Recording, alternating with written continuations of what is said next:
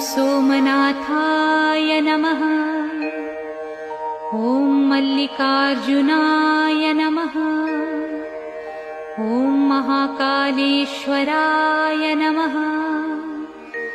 ॐ ओंकारेश्वराय नमः।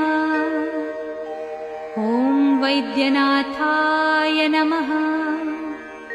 ॐ भीमशंकराय नमः।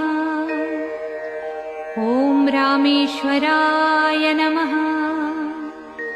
ॐ नागेश्वराय नमः।